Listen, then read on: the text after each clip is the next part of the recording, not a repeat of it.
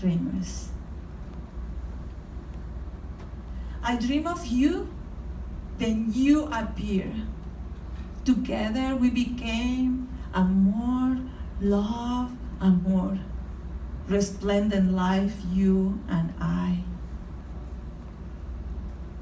One day, we bundled gifts in our backpack and crossed a bridge outstretched like the universe. And when we made it to the other side, thirsty, in awe, unable to go back, we became immigrants. Migrantes, you and I. The sky and the land welcome us in the walls unlike those of our ancestors. There were so many things we didn't know. Unable to understand and afraid to speak, we made lots of mistakes.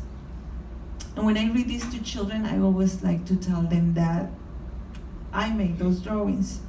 And I put those drawings there because those were mistakes I made when I came to the United States.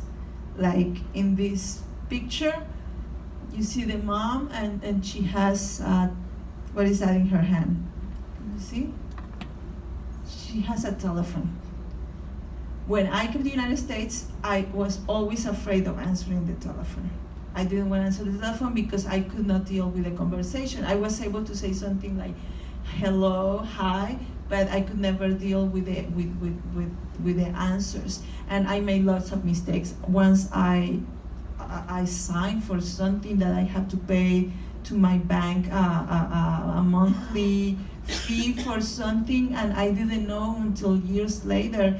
And when we realized that I was paying that, I talked to my bank. I already had more English skills by the time, and they said, you say yes. And they said, we have a recording of you. And they show me the recording, and they are saying, so we are gonna put this in your card and blah, blah, blah. And all I say is, okay, yes. And then I put this drawing here because I made that mistake too. If I needed to go somewhere, I knew I could take the BART train in San Francisco. Once I got invited by a friend, and she said, just come to my house, I live in El Cerrito. And I said, okay, I'll go there. So I get to the BART station and I start looking in the map. And even though I put this drawing of me and my son as he was much younger, at the time my son was already learning how to read. And I'm there looking at the map, and I told to my son, like, Kelly, we are gonna have to go home. The place where we are going is not here. And he says, so what's the name? And I say, El Cerrito. He says, it's right there. And I look at it, and what it says is El Cerrito. But to me, it sounded so differently. I thought I was never gonna find that place. We made it. We went to my friend's house, but only because he was able to help me. And then I always tell them that, I did this too.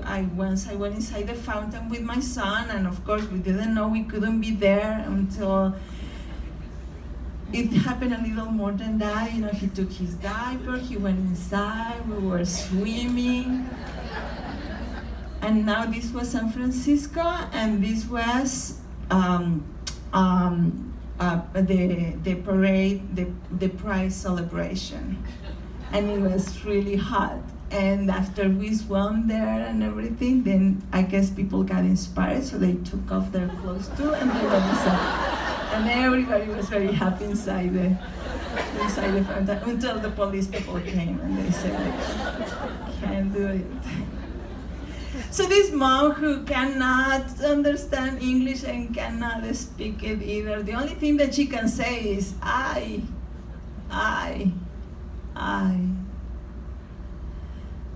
You and I became caminantes. Thousands and thousands of steps we took around this land until the day we found a place we had never seen before. Suspicious, improbable,